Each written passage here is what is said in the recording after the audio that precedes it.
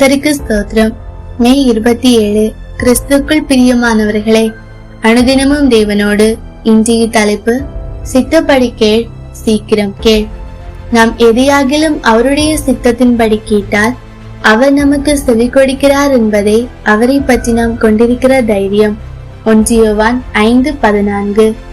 கிறிஸ்துக்குள் அன்பானவர்களே, கிறிஸ்தவர்களாகிய நமக்கு ஜெபம் என்பது உயிர் மூச்சு.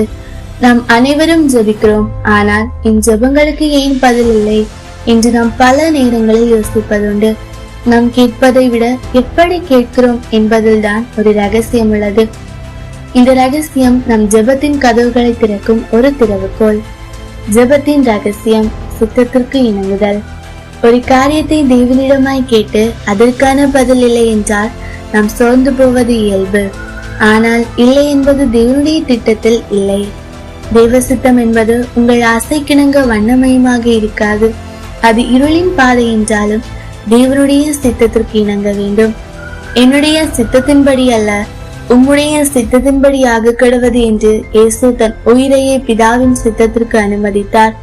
நம்முடைய ஜெபம் கோரிக்கைகளோடு பட்டியலிடும் ஜெபமா, இல்லை தேவனுடைய இருதயத்தை அறிந்த ஒரு ஜெபமா? இன்றைய தினத்திலிருந்து காலை எழுந்தவுடன் இன்றைய வாழ்க்கை உன் சித்தத்தின்படி நடக்கட்டும் என்று ஜெபிப்போம். விசுவாசமும் தைரியமும்.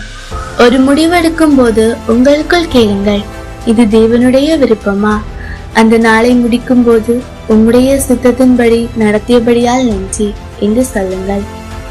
அவர் நம்முடைய ஜெபத்தையும் கேட்கிறார் என்பதே கிறிஸ்தவர்களாகிய நாம் அவர் மேல் கொண்ட தைரியம். நீங்கள் கேட்டால் அவர் கேட்கிறார், நீங்கள் நம்பினால் அவர் நடத்திடுவார்.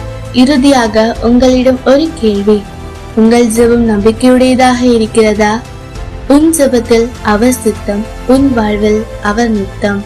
ஆமென்.